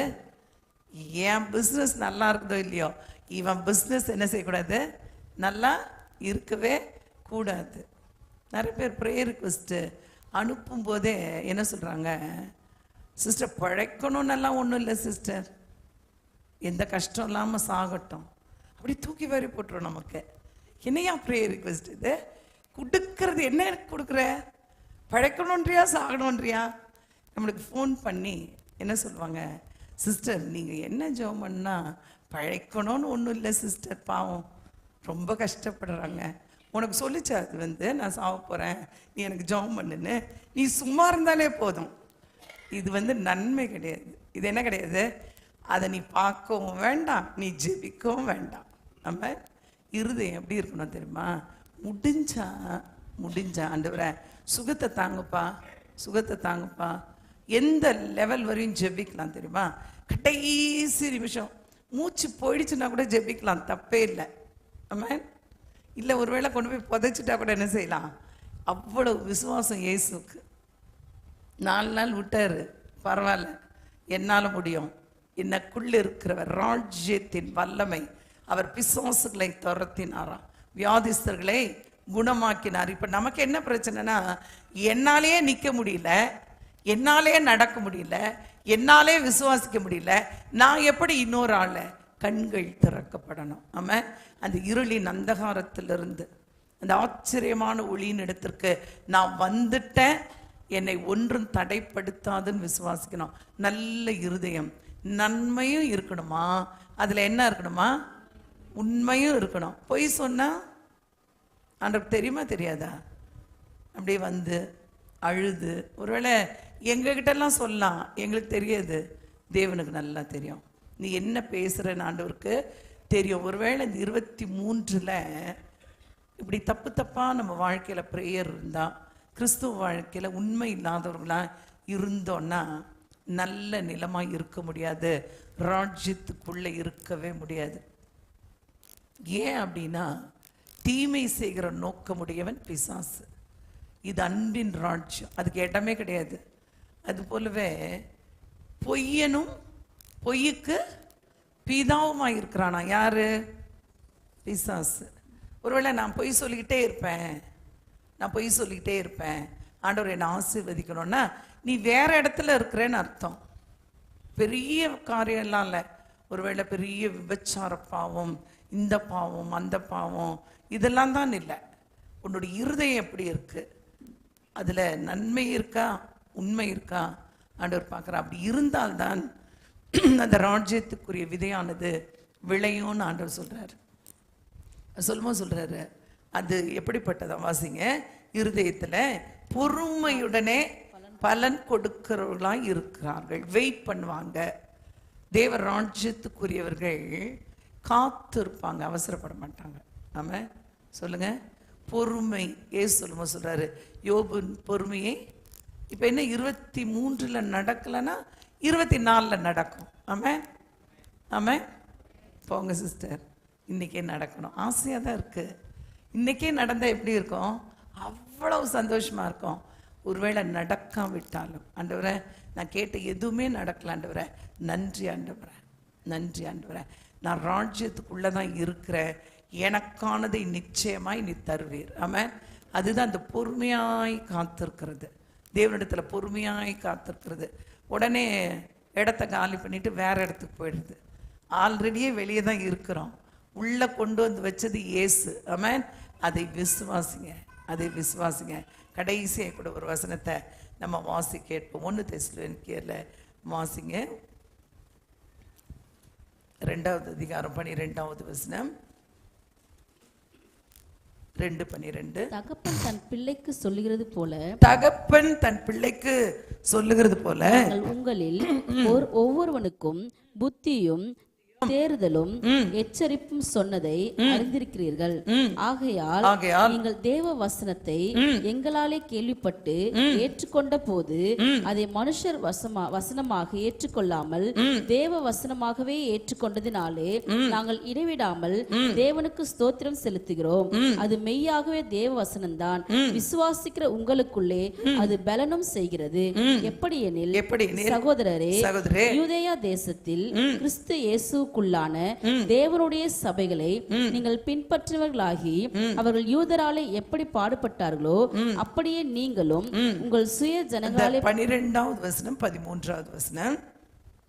தகப்பன் தன் பிள்ளைகளுக்கு சொல்லுகிறது போல நாங்கள் உங்களில் ஒவ்வொருவனுக்கும் புத்தியும் தேறுதலும் எச்சரிப்பும் சொன்னதை அறிந்திருக்கிறீர்கள். ஆகையால் நீங்கள் தேவ வசனத்தை அப்போஸ்தலனாகிய பவுல் தெசலோனிக்கேயருக்கு இப்படி எழுதுகிறார், தேவ வசனத்தை எங்களாலே கேள்விப்பட்டு ஏற்றுக்கொண்ட போது அதை மனுஷர் வசனமாக ஏற்றுக்கொள்ளாமல் தேவ வசனமாகவே ஏற்றுக்கொண்டதினாலே நாங்கள் இடைவிடாமல் தேவனுக்கு ஸ்தோத்திரம் செலுத்துகிறோம். அது மெய்யாகவே தேவ வசனம்தான், விசுவாசிக்கிற உங்களுக்குள்ளே அது பலனும் செய்கிறது.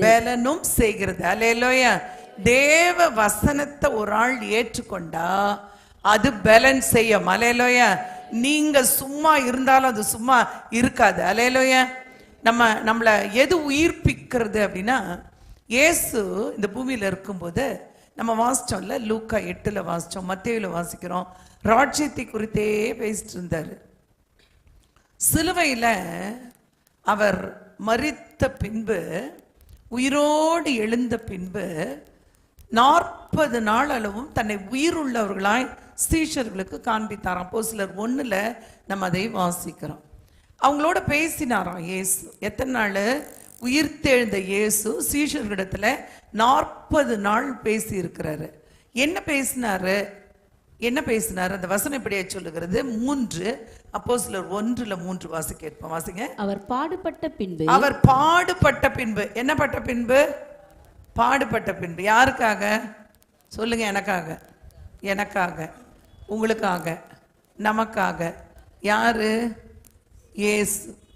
அவர்தான் பாடுபட்டுட்டார்ல.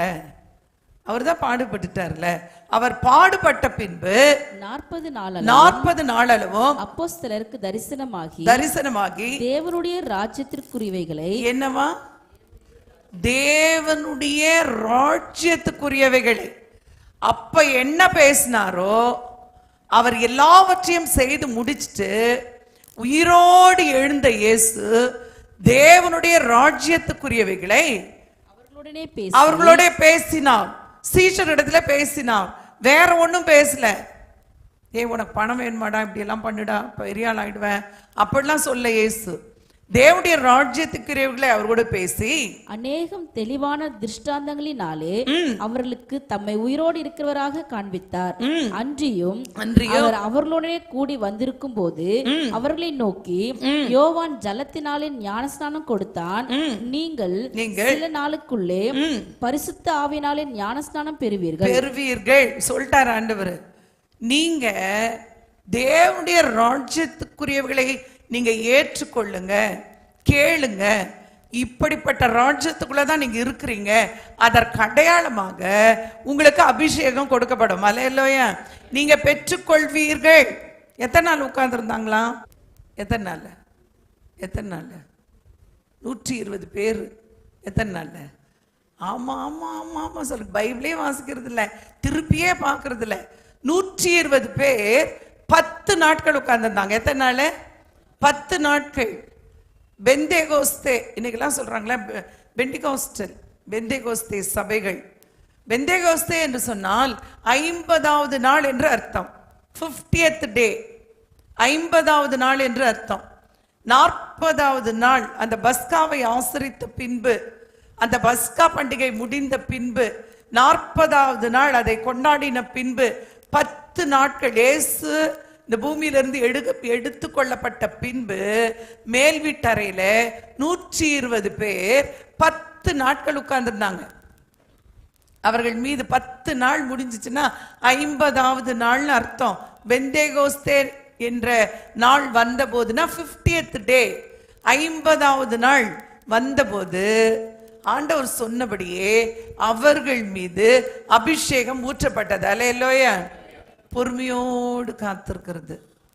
உள்ளுக்குள்ள அப்படியே சண்டை போட்டுக்கிறது இல்லை, பொறுமையோடு காத்திருக்கிறது. அந்த ராஜ்யத்துக்குரியவர்களாய் மாறினார்கள். இங்க வெளிப்படுத்தின விசேஷத்துல 1வது அதிகாரத்துல 1வது வசனம்ல இருந்து நம்ம வாசிச்சோம்னா அழகாய் வேதம் சொல்லுகிறது. கேட்போம். வாசிங்க. சீக்கிரத்தில் சம்பவிக்க வேண்டியவைகளை தம்முடைய ஊழியக்காரருக்கு காண்பிக்கும் பொருட்டு. பாருங்களேன், இயேசுக்கு இந்த பூமியில இருக்கிறவரையும் இயேசுட்ட நிறைய கேட்டுட்டே இருந்தாங்க. இது எப்போ ஆகும், நீங்க எப்போ வருவீங்க, ராஜ்யம் எங்க இருக்கு அப்படிலாம் கேட்டுட்டே இருந்தாங்க. அவர் சொல்லிட்டார், பிதாக்கு தான் தெரியும்னு சொல்லிக்கிட்டே இருந்தாரு. அவரை தவிர எனக்கு தெரியாதுன்னு சொன்னாரு. ஆனா அவர் உயிர்த்தெழுந்த பின்பு, அங்கே பரலோகத்துக்கு ஏறின பின்பு சம்பவிக்க போகிறவர்களை தன்னுடைய ஊழியக்காரருக்கு காண்பிக்கும் பொருட்டு தேவன் இயேசு கிறிஸ்துவுக்கு ஒப்புவித்ததை தேவன் இயேசு கிறிஸ்துவுக்கு ஒப்புவித்ததை இவர் தம்முடைய தூதனை அனுப்பி தம்முடைய ஊழியக்காரனாகிய யோவானுக்கு வெளிப்படுத்தினார். ஒரு அல்லேலூயா சொல்லுங்க. 12 சீஷர்கள் ஒரு ஆள் போயிட்டான். பொறுமை இல்லாம, விசுவாசம் இல்லாம, நல்ல நிலமாய் இருக்க முடியாததுனால, பண ஆசை இருந்ததுனாலே, கீழே வேர்கொள்ளாததுனாலே, நிலைத்திருக்க முடியாததுனால ராஜ்யத்தை இழந்தவன் ஒரு ஆள் போயிட்டான். சீட்டு போட்டு இன்னொரு ஆளை செலக்ட் பண்ணிட்டாங்க. நம்முடைய வாழ்க்கையில கூட நமக்கு கொடுக்கப்பட்ட ஸ்தானம் நம்ம எவ்வளவு தக்க வைத்துக் கொள்றோன்றது மிக மிக முக்கியம். டைம் பீரியட் எல்லாம் கிடையாது. சரியில்லைன்னு ஆண்டவர் மாத்தி போயிட்டே இருப்பாரு. ஆமாம், அந்த இடத்துல மாற்றம் உண்டாயிடுச்சு. இப்போ எல்லாருமே ரத்த சாட்சியை மறிச்சிட்டாங்க, எல்லாம் செத்து போயிட்டாங்க. யோவான் மட்டும் உயிரோடு இருக்கிறார். யோவானை குறித்து அங்கே எழுதப்பட்டிருக்கிறது. இயேசு உயிரோடு எழுந்து பரலோகத்துக்கு போன பிறகு தேவன் இயேசுனிடத்துல எல்லாத்தையும் கொடுத்துட்டாராம். இதுக்கு மேல இதுதான் நடக்க போகுது. இவைகள் எல்லாவற்றையும் வாங்கிட்டு இயேசு இமீடியட்டா ஒரு காரியம் பண்ணியிருக்காரு. ஒரு தூதனை அனுப்பி தன்னுடைய ஊழியக்காரனாகிய யோவானுக்கு எல்லாவற்றையும் வெளிப்படுத்தினார். நீங்க நினைக்கிறீங்களா ஆண்டவர் நமக்கு எல்லாத்தையும் மறைச்சு வைக்கிறாரு? உடைய வாழ்க்கை எப்படி இருக்கும்னு ஆண்டவர்கிட்ட கேளுங்க. ஆண்டவர் எதிர்காலம் எப்படி இருக்கும், நான் எப்படி இருப்பேன்? ஒரே பதில் தான், ஆசீர்வாதமாய்த்தான் இருப்பீர்கள். அல்லேலூயா. நல்ல கையை தட்டி தேவனுக்கு நன்றி சொல்லுங்க. சுகமாய்த்தான் இருப்பீங்க, குறைவில்லாமல் தான் இருப்பீங்க. இதற்காகத்தான் இயேசு இந்த பூமிக்கு வந்தார். அவருடைய ராஜ்யத்தின் வல்லமை ஆண்டவராகிய தேவன் சொல்ற, முதலாவது தேவனுடைய ராஜ்யத்தையும் அவருடைய நீதியும் தேடுங்கள். நீங்க என்ன கேட்குறீங்க? இவைகள் எல்லாம் சொல்லுங்க, எல்லான்னு எல்லாம் உங்களுக்கு கூட கொடுக்கப்படும். ஆமாம், ராஜ்யத்தை விட்டுட்டு இதனாலேயோ அதனாலேயோ இப்படி செய்தனாலேயோ அப்படி செய்தனாலேயோ இதெல்லாம் செய்யணுமா, கடைசி ஒரு 2 நாள் ஃபாஸ்டிங் போட்டுடலாமா, போட்டுட்டு ஒரு சகோதரர் சொன்னார், சிஸ்டர் நான் ஒரு இடத்துக்கு போகிறேன், அவர் ரட்சிக்கப்படாதவர், மனைவி ரட்சிக்கப்பட்டவர். என் ஒய்ஃப் சொல்கிறா, நான் கிறிஸ்டியன், நீங்கள் போகக்கூடாது. சிஸ்டர் நான் அன்றைக்கி அந்த 40 days பரிசுத்தமாக இருப்பேன் சிஸ்டர், இதனால் இவளுக்கு என்ன கஷ்டம்? காலையில் குளிப்பேன், சாயந்தரம் குளிப்பேன், நான்வெஜ்லாம் சாப்பிட மாட்டேன், பர்ஃபெக்டாக. பைபிளில் கூட அப்படி தானே சிஸ்டர் போட்டிருக்கு. அது சொல்கிறார், ஒருவேளை மனுஷன் தான் செய்கிறவர்களில் இதெல்லாம் நீதியாக செய்கிறோம், இதெல்லாம் தப்பு செய்கிறோம், நம்மளே பிரித்து வச்சுக்கிறோம். தேவனுடைய பார்வையில் அவர் நமக்காக எல்லாத்தையும் செஞ்சுட்டார். கொலோசியரில் நம்ம வாசித்தோமே, அந்த வசனத்தை வாசித்து முடிப்போம். கொலோசியர் 1:13 வாசித்து முடிப்போம். இருளின் அதிகாரத்திலிருந்து, இந்த உலகத்திலிருந்து, பாவத்திலிருந்து, சாபத்திலிருந்து, கட்டுக்களிலிருந்து, வியாதியிலிருந்து, குறைவிலிருந்து, கடன் பாரத்திலிருந்து, சத்துருவின் போராட்டத்திலிருந்து, எதிர்குடைய சூழ்ச்சிகளிலிருந்து, எல்லாவற்றிலும் இருந்து நம்மை விடுதலையாக்கிட்டார். ஒரு அலையிலே சொல்லுங்க, நல்ல கரங்களை தட்டி தேவநாமத்தை மகிமைப்படுத்துங்க. நம்ம எல்லாம் விடுதலையாக்கப்பட்டவர்கள். ஆமென், ஆமென், அல்லேலூயா. நம்மை விடுதலையாக்கி தமது அன்பின் குமாரனுடைய ராஜ்யம், அல்லேலூயா. அமெரிக்காவை பற்றி கற்பனை, லண்டனை பற்றி கற்பனை, நிறைய கற்பனை ராஜ்யங்களை குறித்து. இங்க ஒரு விசேஷித்த ராஜ்யம் இருக்கு. அந்த அன்பின் குமாரனுடைய ராஜ்யத்திற்கு உட்படுத்தினவர். ஒரு அலையிலேயே சொல்லுங்க, உன்னை புஷ் பண்ணி உள்ள தள்ளிட்டார். அலையிலோயா, எங்கடா போறேன்? அப்படிலாம் போக முடியாது, உள்ள போ. ஆமா, பிள்ளைகளானபடினாலே, அவர் அன்பு நிறைந்தவரானபடினாலே நம்மளை உள்ள வச்சிருக்கிறார். அல்லேலூயா. உட்படுத்தினமாக பிதாவுக்கு ஸ்தோத்திரம். நன்றி சொல்லிட்டு கடந்து போங்க. நீங்க இதுவரைக்கும் இல்லாத ஆசீர்வாதம். ஒருவேளை உங்களுடைய விசுவாசம் பெருகட்டும் இன்றைக்கு இயேசுவின் நாமத்துல. அந்த நம்பிக்கை பெருகட்டும் இயேசுவின் நாமத்துல. ஏதோ ஒன்று செய்து நீங்க சாதிச்சிடலாம்னு நினைக்கிறீங்களா? எதை செய்தும் நம்மால சாதிக்க முடியாது. எல்லாவற்றையும் செய்து அவர் சம்பாதித்து வச்சுக்கிறத கண்ணை திறந்து பாருங்க. அப்போஸ்தலனாகிய பவுல் கிட்ட சொல்றார், ஆண்டவரே நீ போய் அவங்க கண்களை கொஞ்சம் திறந்து விடு, இருள் அவர்களை அந்தகாரப்படுத்தி இருக்கு, கண்ணு தெரியாதவன் போலயே நடந்துட்டு இருக்கான். இந்த கிறிஸ்தவர்கள்னு சொல்றவங்க, தேவ பிள்ளைகள்னு சொல்றவங்க, பாடுபட்டாதான் ஆசீர்வாதம்னு சொல்றவங்க கண்கள் எல்லாம் திறக்கப்படுவதாக இயேசுவின் நாமத்துல.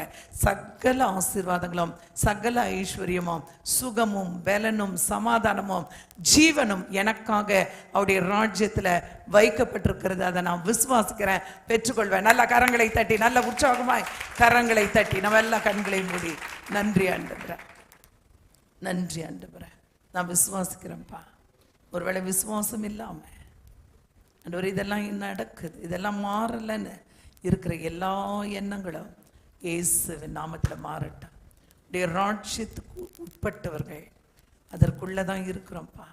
சகல ஆசீர்வாதங்களையும் எங்களுக்காய் வைத்திருக்கிற தகப்பன் அவைகளை பெற்றுக்கொள்ள பாத்திரவான்களாய் நல்ல நிலத்தில் விதைக்கப்பட்ட விதைகளாய் ஆண்டவரே கர்த்தாவே 100 மடங்கு பலன் கொடுக்கிறவர்களாய் ஒவ்வொருவரையும் நீர் மாற்றும்படி ஜெபிக்கிற ஆண்டவரே. அந்த கர்த்தாவே ராஜ்யத்தின் விதை உள்ளே விளையட்டும் இயேசுவின் நாமத்தில். ஆண்டவரே இந்த ராஜ்யத்துக்கு உட்பட்டவர்கள் தேவ பிள்ளைகள் என்கிற விசுவாசம் பெருகட்டும். அந்த ஒவ்வொருவரையும் உடைய கருத்தில் கொடுக்குறேன் ஆண்டவரே. இந்த நாட்கள் இந்த வருடம் ஒருவேளை முடிந்து போகலாம்.